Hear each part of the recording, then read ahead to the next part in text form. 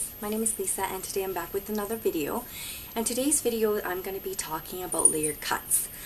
I think the reason why I wanted to make this video is because I had a few clients that came in having hair that was really long, and you know, they went to another hairdresser and they kind of misinterpreted what they wanted. They basically had the same length for the longest time ever, and they decided to get layers, but they thought that, you know, getting really short layers will give them more body, and yes, it does. But the thing they misinterpret is, you know, getting a lot of layers rather than just one short layer and then a really long, I guess, a long piece just hanging off, right? So that hairstyle style becomes a mullet, which what I mean by a mullet is that right here would be really poofy and then down here would be really thin, right? So you'd have like literally like nothing here, just like basically this and then that, right? So I got my hair cut today, and I'm just going to show you. My length is about this long, so I took about 2 inches off. That's kind of a lot for me, but I needed to take it off because it was really dry. So yeah, and what I did was I got, like, you can say a graduate layer cut. So what I mean by that is that if you can see, my layer is my longest length is this, and then this is my second, and then this is my third, and then fourth, and then right about here, right where my front piece here is my shortest layer, right? So I have 5 layers in my hair all together. But what it is, it's all blended in together. I don't know if you guys can tell, but let me just turn around and see if you guys can see this. I hope you guys can see this. It's all blended in, so it doesn't look blunt, you know what I mean? It all falls really nicely together. So I guess that's what I recommend for girls that have long hair that doesn't really know what to do with their hair, is to get a graduate layer cut. So, and to get more into detail with the stylist, just in case you're afraid that they don't understand exactly what you mean, you just let them know that you want, you know, a lot of layers in your hair, but all of them to be blended in. So that leads it to a graduate layer cut. But sometimes you do get the odd times where some stylists don't use that term, I guess, because either they haven't used that term since they've gone out of hair school or whatnot. Because I know there is some girls who ask for graduate haircuts that comes to me and tells me that they've asked, but they end up with a mullet, right? It's not because the hairdresser is bad or anything. It's just they just didn't understand correctly what the customer wanted, right? So I guess that's my best advice to you guys, is to explain in depth, like detail, how the layers you want it to go.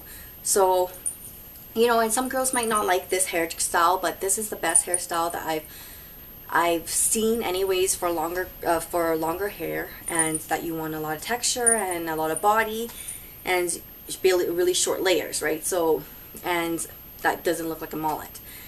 So basically this hairstyle is not actually hard to style at all. You can either use a round brush, but because your hair is so long, sometimes it might be too hard for you to go in with a round brush. Like, I go in with a round brush mostly at my bottom here. And then what I go is I'm going to actually show you guys with a straightener, because most girls will probably be more familiar with straighteners than using a round brush with their longer hair. So if you were to go in with a straightener, this is a GHD straightener. I love this straightener to death. And I will do my own, I guess, tutorial on this, or review on this, if you guys do want to know about it. Okay, let's get into styling the hair. So let's just say if you wanted your hair to kind of go in more like this, you'd actually take your straightener and you just straighten it and kind of curve it. Look, so if you curve it a little bit at the ends, it will go in at the ends like this, right? And then of course you do the same thing around here, and then all you have to do is just curve it a little bit.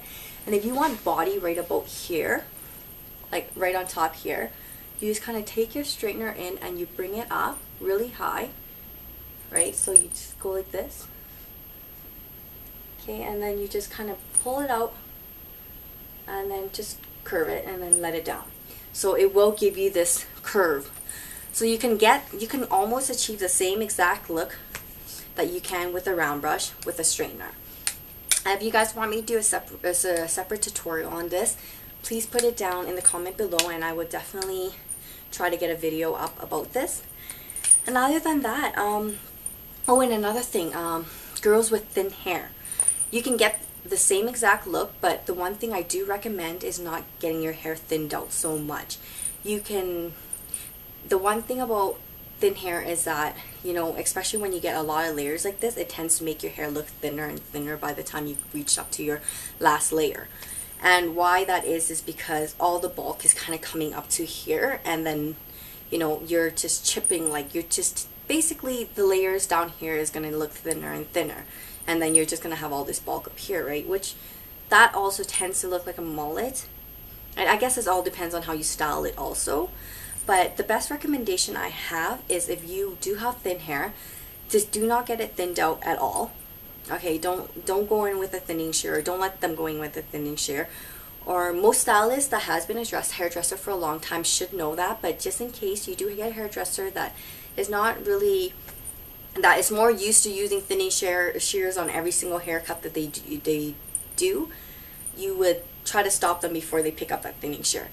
Like, what you would ask for is more of a, like, if you wanted to have a softer look and a feathery look, I guess you can say, and you just basically ask them to chip in your ends with the scissor. And I'm sure every hairdresser should know what chipping in means. Sometimes they use a different term. I don't know. I'm not really good with like hair terminology, I guess you can call it. I'm really, like, my words are really slang. So yeah, that's basically what I would ask for, is to get my hair chipped in rather than thinning out. Because what thinning does, it does make your hair look a lot softer, and it takes out a lot of bulk, which girls with thin hair doesn't want, right? So when you chip in your hair at the end, what it does, it takes out all the rough edges at the ends and just kind of feathers it out and make it really blend in with all the rest of the hair. So yeah, that is my best tip that I can give you guys now for longer hair. And if you guys have any more requests or any more questions, just comment below and I will try to answer them as best as I can. And other than that, you guys have a good day or a good night. Bye guys.